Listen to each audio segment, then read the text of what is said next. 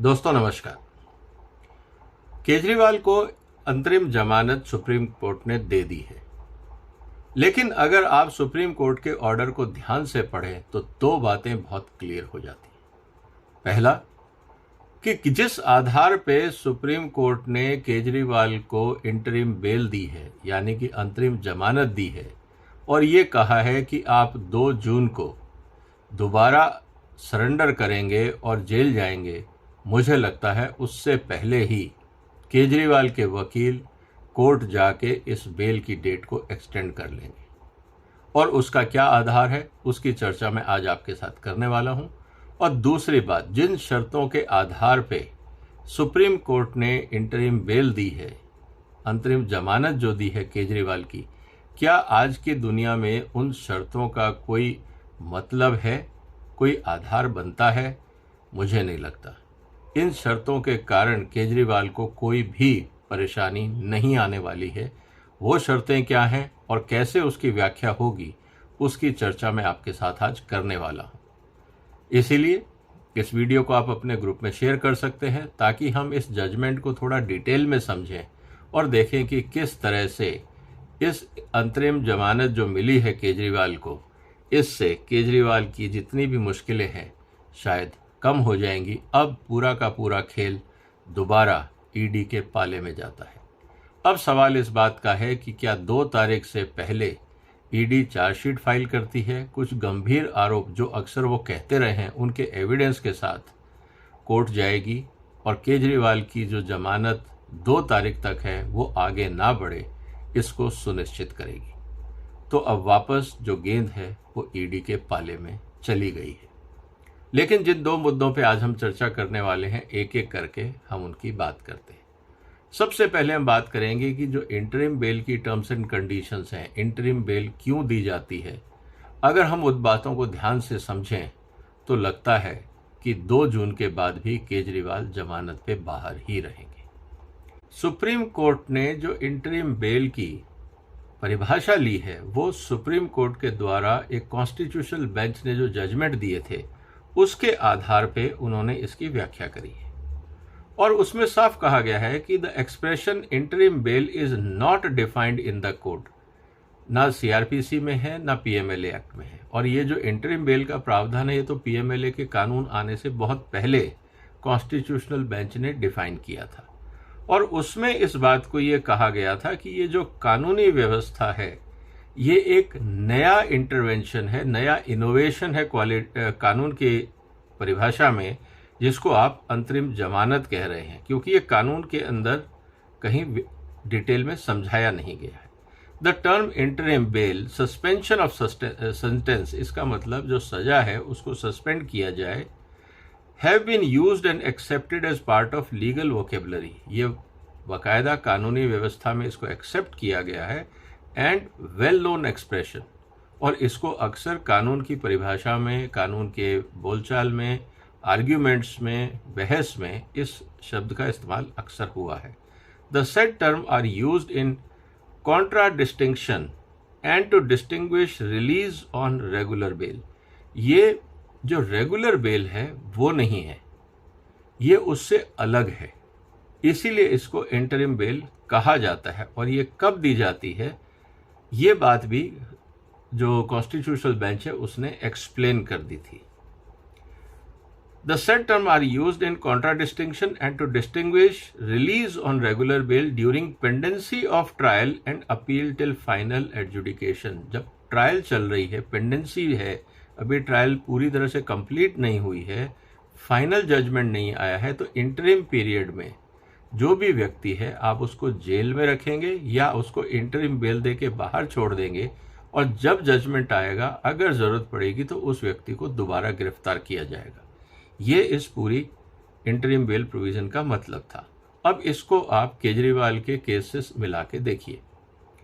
अभी 2 साल करीब हो गए, जुलाई अगस्त 2022 से ये केस चल रहा है, करीब 22 महीने हो गए, अभी तक ईडी ने कोई चार्जशीट फाइल नहीं करी।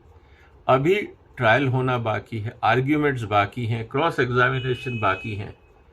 कम से कम 1 साल, ज़्यादा से ज़्यादा 3-4 साल भी लग सकते हैं, जिस तरह से ईडी काम कर रही।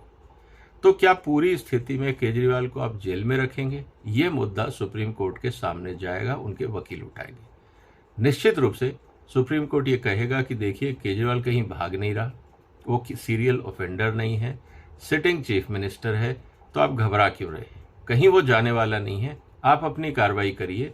जब कोर्ट का जजमेंट आएगा, अगर केजरीवाल दोषी पाए गए हम उनको जेल भेज देंगे, नहीं तो आप उनको बेल पे बाहर रहने दें। तो मुझे लगता है कि केजरीवाल की जो बेल है, इंटरिम बेल, ये एक्सटेंड होने के पूरे आसार हैं। एप्लीकेशन फॉर इंटरिम सस्पेंशन और bail are primarily moved and prayed for when the accused or convict is not entitled or cannot be granted a regular bail or suspension of sentence or application for grant of regular bail is pending consideration as yet to be decided। मतलब उनकी जो याचिका है वो अभी decide नहीं हुई है, सारा प्रोसेस अभी इनकम्प्लीट है, कंक्लूजन नहीं हुआ है। तो ड्यूरिंग दिस टाइम, इस पूरे अंतराल में क्या केजरीवाल जेल में रहेंगे या जेल के बाहर रहेंगे? मुद्दा अब ये बन गया है। मुझे लगता है कि सुप्रीम कोर्ट ये कहेगा कि केजरीवाल को बाहर ही रहने दिया जाए, क्योंकि ऐसा कोई आप एविडेंस नहीं लेके आए हैं एज ए ईडी जिसके कारण हमें लगे कि केजरीवाल को जेल में रखना मजबूरी है। Interim bail entitling temporary release can be granted under compelling circumstances and grounds even when regular bail would not be justified. कि अगर कोई कंपेलिंग रीजन है, बिल्कुल है, पार्टी के नेता हैं, चीफ मिनिस्टर है, सब कुछ है, तो उनको अगर बेल नहीं मिलेगी तो किसको मिलेगी? Intolerable grief and suffering is the given facts may justify temporary release even when regular bell is not warranted. मान लीजिए बहुत ज़्यादा दिक्कत है, उनको हेल्थ की प्रॉब्लम है, घर में कोई प्रॉब्लम है, इस स्थिति में भी केजरीवाल को बेल एक्सटेंड की जा सकती है। Such situations are not difficult to recount. उन्होंने, कोर्ट ने ये कहा कॉन्स्टिट्यूशन बेंच में कि इस तरह की जो परिस्थितियां हैं इनको समझना कोई बहुत मुश्किल नहीं है, इसीलिए इस तरह की कौन कौन सी कंडीशंस होंगी इनका कैटलॉग बनाना कि इस स्थिति में इंटरिम बिल मिलेगी, इसमें नहीं मिलेगी, इस तरह की गाइडलाइन या कैटलॉग बनाना कोई ज़रूरी नहीं है। ये अननेसेसरी एक्सरसाइज है, इसलिए हम उसको नहीं बना रहे हैं। तो इस बात को अगर हम समझें तो पहली बात तो बहुत क्लियर हो जाती है कि पूरी संभावना है कि केजरीवाल की इंटरिम बेल, अभी तो उन्होंने चुनाव के लिए ली है, उसके बाद बहुत पॉसिबिलिटी है कि केजरीवाल की इंटरिम बेल को एक्सटेंड कर दिया जाए, क्योंकि इनके वकील यही कहेंगे कि बहुत सारे ऐसे जो अप्रूवर हैं उनको बेल मिल गई, बहुत सारे ऐसे लोग हैं जो पीएमएलए के कानून में अरेस्ट हुए उनको बेल मिल गई, तो केजरीवाल की क्या प्रॉब्लम है? और क्योंकि ये सिटिंग सीएम है, सीनियर पोजीशन पे हैं, कहीं भाग नहीं रहे हैं, कोई थ्रेट नहीं है, इसीलिए इनको बेल मिलनी चाहिए। और मुझे लगता है कोर्ट उसको सिंपैथेटिक व्यू मिलेगा और इनकी बेल एक्सटेंड हो जाएगी। इस बात को हमें समझना होगा। इसका मतलब ये है कि अब ईडी को कार्रवाई करनी होगी ये बताने के लिए कि केजरीवाल का बाहर रहना क्यों खतरनाक है। क्या ईडी ये प्रूव कर पाएगी? ये अपने आप में बहुत बड़ा सवाल है। तो ये था पहला मुद्दा। अब हम बात करते हैं दूसरे मुद्दे की। दोस्तों, दूसरा मुद्दा ये है कि जो कंडीशंस लगाई गई हैं कि केजरीवाल अगर जेल के बाहर रहेंगे तो किन किन शर्तों के आधार पर बाहर रहेंगे, उनकी एक बार चर्चा कर लेते हैं। ये करीब 5 शर्तें हैं जिनको कोर्ट ने कहा है केजरीवाल को फॉलो करना होगा। पहला तो बेल बॉन्ड है 50,000 रुपये का विद 1 श्योरिटी, कोई मुश्किल नहीं है, केजरीवाल के लिए 50,000 रुपये कोई बड़ी बात नहीं है। दूसरा, he shall not visit the office of chief minister and Delhi secretariat. ये कार्यालय नहीं जाएंगे, सेक्रेटरीट नहीं जाएंगे। दोस्तों, 2-3 बातें समझने की। पहला, वर्क फ्रॉम होम का ज़माना है। क्या केजरीवाल वैसे भी ऑफिस जाते थे? नहीं जाते थे, उनका कैंप ऑफिस है, वहाँ वो जाएंगे या नहीं उनको कौन रोकेगा? उसी घर में तो उनका कैंप ऑफिस है, पहली बात। दूसरी बात, आज जब सारा काम आप वीडियो कॉन्फ्रेंस के माध्यम से कर सकते हैं, टेलीफोन के माध्यम से कर सकते हैं, ईमेल के माध्यम से कर सकते हैं, फाइलें क्लाउड पे शेयर हो सकती हैं, तो ऑफिस जाएं या नहीं जाएं इस टर्म का क्या मतलब है? हम कौन सी दुनिया में हैं? अगर ये कहते हैं कि आप इंटरनेट यूज़ नहीं करेंगे, कुछ भी टेक्नोलॉजी यूज़ नहीं करेंगे, कंप्यूटर से दूर रहेंगे, तब तो हम बात समझते हैं कि उस समय आपके पास ये प्रावधान है। लेकिन ये कहना कि आप ऑफिस नहीं जाएंगे कोई ज़रूरी नहीं है। अगर आपको मीटिंग अटेंड करनी है आप वीडियो कॉन्फ्रेंस पे कर सकते हैं, इंस्ट्रक्शन देने आप वीसी पे दे सकते हैं। तो इस कंडीशन का मुझे तो कोई लॉजिक समझ में आया नहीं। तीसरी condition, he shall be bound by the statement made on his behalf and he shall not sign official file unless it is required and necessary for obtaining clearance और approval of LG of Delhi. Kejriwal कोई भी file sign नहीं करेंगे, वो उनके पास वैसे भी कोई मंत्रालय नहीं है, वो वैसे भी कोई कागज़ साइन नहीं करते थे, इवन जो एलजी को पेपर जाता था वो साइन नहीं करते थे। तो ये नई बात क्या हो गई? मुझे नहीं लगता इससे कोई फ़र्क पड़ने वाला है। इस शर्त का कोई केजरीवाल के मामले में कोई औचित्य है, क्योंकि उनको तो कोई कागज़ या चेक साइन करने नहीं है, वो कोई कंपनी के मालिक हैं नहीं। सारे सिस्टम है, वो अपना अपना काम कर रहे हैं। और केजरीवाल एलजी को वैसे ही बगैर साइन किए चिट्ठियाँ और डॉक्यूमेंट्स भेजते थे, अब वो कंटिन्यू रहेगा तो क्या फ़र्क पड़ता है, ये भी आपको समझना होगा। चौथी शर्त, he will not make any comment with regard to his role in the present case. अपने रोल के बारे में, इस केस में क्या हो रहा है इसके बारे में वो कमेंट नहीं करेंगे। बहुत आसान है, आप सब पे कमेंट कर दीजिए, सबको पता है क्या हो रहा है। वो मोदी पे कमेंट कर सकते हैं, वो लीकर पॉलिसी पे कमेंट कर सकते हैं, वो सिसोदिया पे करेंगे, संजय सिंह पे करेंगे, बीजेपी पे करेंगे, सरकार पे करेंगे, ईडी पे करेंगे, जो चाहे कर लेंगे। अपने बारे में नहीं बोलेंगे, उसकी ज़रूरत भी नहीं है, क्योंकि सबको पता है कि अपने को कोई गुनाहगार तो बताएगा नहीं। वो तो यही बोलेंगे कि मैं निर्दोष हूँ। अपने आप को निर्दोष बताना मुझे नहीं लगता इसमें कोई गुनाह है। तो इस चौथी कंडीशन का भी कोई औचित्य मुझे समझ में नहीं आया। पांचवा, he will not interact with any of the witnesses और have access to any of the official file connected with the case.